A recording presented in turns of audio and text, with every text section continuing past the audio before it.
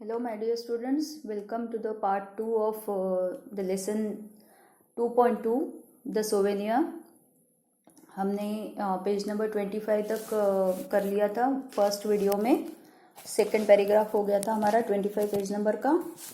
अब हम आगे का देखेंगे. The receptionist, थर्ड पैराग्राफ देखना है अभी. The receptionist at the entrance to the base gave some instructions at the very outset. वहाँ पे एक रिसेप्शनिस्ट थी.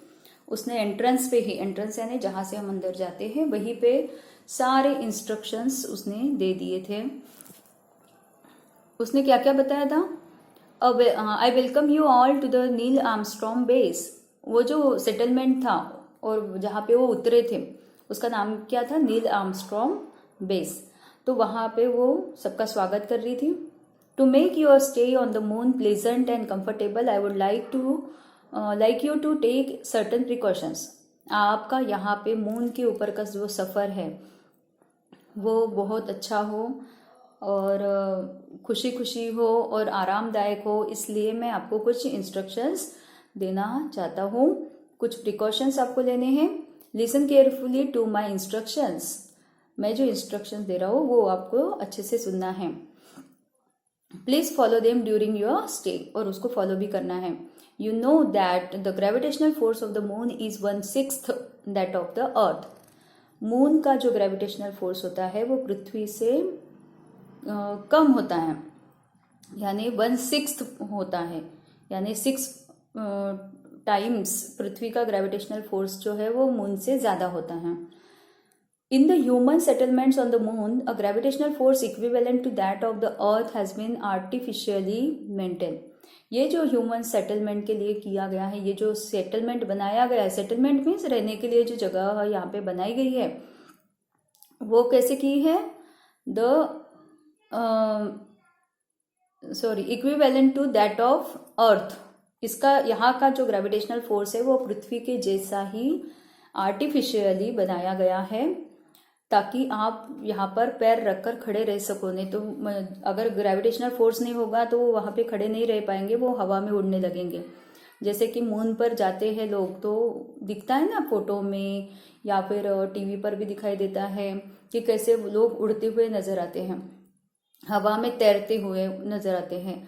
तो ग्रेविटेशनल फोर्स ना होने के कारण या कम होने के कारण पृथ्वी के कंपैरिजन में वहाँ का ग्रेविटेशनल फोर्स बहुत कम है और इसीलिए वहाँ पे कोई किसी के भी पैर नीचे जमीन पर टिकते नहीं है, क्योंकि ग्रेविटी नहीं है तो वो पैर नीचे आते ही नहीं है. तो इसीलिए यहाँ पे क्या किया था, जो सेटलमेंट बनाई गई थी वहाँ पे ग्रेविटेशनल फोर्स जो होता है पृथ्वी का उतना ही ग्रेविटेशनल फोर्स वहाँ पे आर्टिफिशियली बनाया गया था, मेंटेन किया गया था. You will have to be extremely careful when you roam around there. अगर आपको यहाँ पे घूमना है तो आपको बहुत सावधानी बरतनी होगी. The second point to remember is related to shopping on the moon. अगर आपको मून पे शॉपिंग करनी है तो दूसरा पॉइंट जो है मेरा वो याद रखिए. You all must be interested in carrying souvenirs back home from the moon. आप यहाँ से कुछ सोवेनियर्स लेके जाने वाले हो. सोवेनियर्स मैंने बता दिया आपको कि कहीं पे भी घूमने जाते हैं तो वहाँ की याद हम कुछ चीज़ें उसकी याद में, उस जगह की याद में कुछ चीज़ें वहाँ से लेके जाते हैं, खरीद कर लेके जाते हैं, है ना.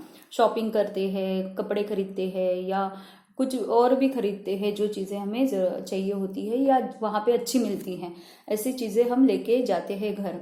तो आप लोग भी वो करने वाले हो, यहाँ पे कुछ ना कुछ खरीदी करोगे ही. Please by the articles only from the shops which are inside the dome shape settlements. कहाँ से खरीदनी है आपको?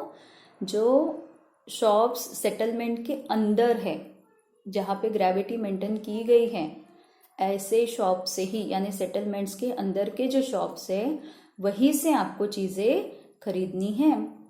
There you will be assured of genuine articles. यहाँ पे आपको सही आर्टिकल्स जो है वो मिलेंगे. Do not buy anything from the unauthorised shops outside the settlement. Settlement के बाहर जो शॉप्स होंगे वो ऑथराइज्ड नहीं है, इसलिए वहाँ से आपको उन शॉप से आपको कुछ भी नहीं खरीदना है। I wish you a very happy and pleasant stay on the moon. और मैं तुम्हें बधाई देता हूँ, और यहाँ पे आप हंसी खुशी अपना जो स्टे है वो कर सको। A jam packed 3 days programme awaited the children on the moon. 3 दिन का प्रोग्राम था इनका रहने का मून के ऊपर। According to the earth calculations on the moon there were 15 days of daylight and 15 days of night time. वहाँ पे अर्थ के कैलकुलेशन के हिसाब से 15 दिन डे होता है और 15 दिन नाइट होती है। The 3 days of the trip we are going to be part of the night time on the moon.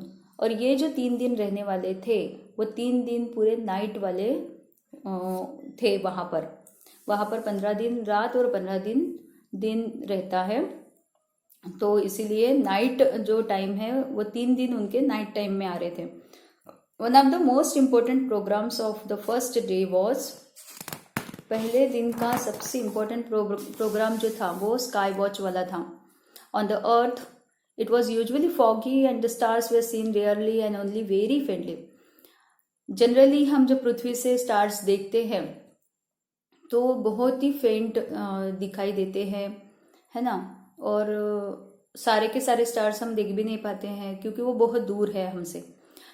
There was no atmosphere on the moon, लेकिन एटमॉस्फेयर वहाँ पे मून पर एटमॉस्फेयर नहीं है। पृथ्वी के आसपास एटमॉस्फेयर है लेकिन मून पर नहीं है।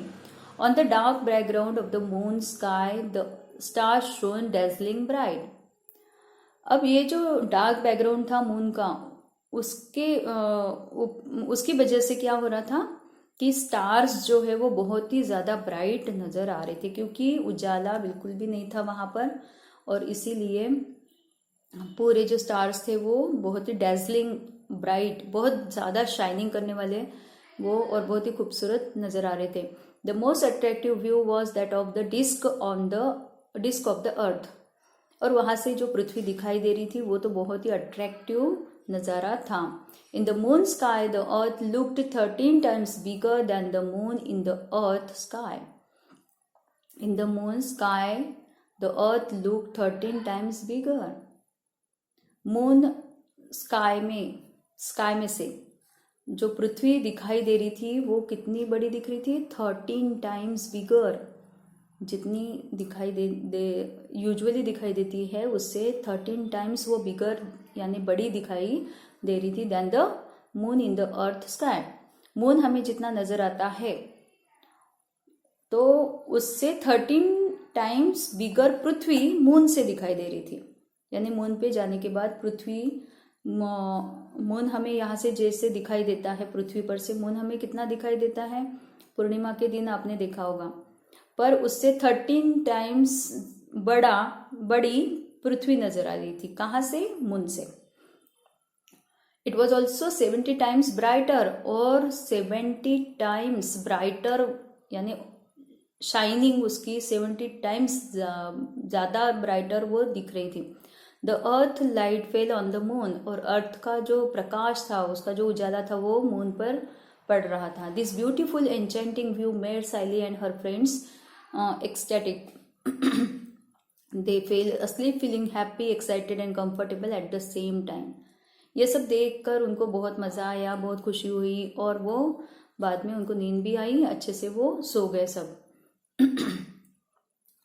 The second days attraction was the circus on the moon. दूसरे दिन जो इन लोगों ने किया वो क्या था? सर्कस थी। One unique feature of the circus was the sitting arrangement. वहाँ की जो सिटिंग अरेंजमेंट थी वो बहुत ही यूनिक थी, अनकॉमन थी। हमारे यहाँ क्या होता है, जब सर्कस आती है तो हम क्या करते हैं, क्या देखते हैं सर्कस में, कि सर्कस के बीच में सारे एनिमल्स और जो जोकर होते हैं या जो भी वहाँ पे परफॉर्म करने वाले होते हैं वो सब बीच में होते हैं, और आजू बाजू में सराउंडेड क्या होता है? पीपल होते हैं, यानी लोग आजू बाजू में बैठते हैं, और बीच में जो भी है सर्कस होती है, और हम आजू बाजू में गोल राउंड में बैठते हैं। लेकिन यहाँ पे क्या था? ये सिटिंग अरेंजमेंट कुछ अलग था। The spectators were made to sit in the tent. Spectators यानी क्या बोलेंगे? प्रेक्षक, यानी जो देखने वाले थे लोग, ऑडियंस बोल सकते हैं। जो ऑडियंस थे उनको बीच में बैठना था, and the circus was going on outside, और सर्कस कहाँ हो रही थी? Outside. High jumps and long jumps were the special attractions, उनकी जो हाई जंप्स थी, लो जंप्स थी, वो बहुत ही अट्रैक्टिव थी। अब ऐसा क्यों किया होगा कि उन्होंने ऐसा सेटलमेंट क्यों किया, बीच में क्यों नहीं रखा? आपने सर्कस में देखा होगा हमारे यहाँ कि बीच में बड़े बड़े ऐसे झूले लगे हुए होते हैं और वहाँ पे वो लोग परफॉर्म करते हैं, है ना। तो यहाँ पे क्या था कि यहाँ पे ग्रेविटी थी, तो सर्कस का तो उल्टा ही हो जाता था, यानी वो लोग अगर बीच में रहते थे तो ग्रेविटी होने के कारण वो जमीन पे रहते थे, और जो ऑडियंस है वो तो हवा में उड़ने लग जाते थे, क्योंकि बाहर अगर ऑडियंस को बिठाया जाए सेटलमेंट के तो क्या होगा, मून की ग्रेविटी ना होने के कारण सब लोग हवा में उड़ने लगेंगे। और ये सेटलमेंट इसलिए भी ऐसा था क्योंकि उनको जो भी ट्रिक्स उनको दिखानी थी, उनको जो भी सर्कस दिखानी थी वो बाहर बहुत ज़्यादा इजी था, क्योंकि हवा में उड़ना, उछलना, ये सब चीज़ें बिना ग्रेविटी के कारण उनको इजी होता था, और इसीलिए ये सेटलमेंट्स इस तरह से किया गया था ताकि उनको इजी हो जाए। It was expected that the students should spend some time for self-study. Sorry. High jumps and long jumps were the special attractions. One gymnast jumped 27 meters high. एक जो वहाँ पे जिमनास्ट था वो 27 मीटर्स ऊपर तक उसने जंप की थी। On both the days, besides the main attractions, much time was reserved for visiting the various settlements there. अब थोड़ा सा जो टाइम था वो रखा गया था वहाँ के जो सारे सेटलमेंट्स हैं उनको देखने के लिए, उनको विजिट देने के लिए। It was expected that the students should spend some time for self study, थोड़ा सा सेल्फ स्टडी भी उनको करने के लिए बोला गया था बच्चों को। The teacher had assigned them the task of writing an essay on how they spent their time on the moon. उनको क्या दिया गया था करने के लिए काम, कि उन्होंने मून पे अपना टाइम कैसे स्पेंड किया, उन्होंने वहाँ पे क्या क्या किया, क्या क्या देखा, which places they visited, what they observe, कहाँ कहाँ पे घूमे वो, क्या क्या देखा, etcetera. Sally and her friends had traveled far and wide and had done a lot of sightseeing. सैली और उसके फ्रेंड्स तो बहुत जगह पे जाके आए थे और उन्होंने बहुत जगह पे विजिट दिया था। ये रहा हमारा सेकंड वीडियो। अब देखो ये जो लेसन है बहुत बड़ा है और एक्सप्लेनेशन बहुत ज़्यादा होने के कारण वीडियो बहुत बड़ा हो रहा है, इसलिए मैं यहाँ पे स्टॉप कर रही हूँ। अगले वीडियो में मैं आगे का आपको पढ़ाऊँगी, ठीक है। Thank you so much, see you in the next video. Thank you.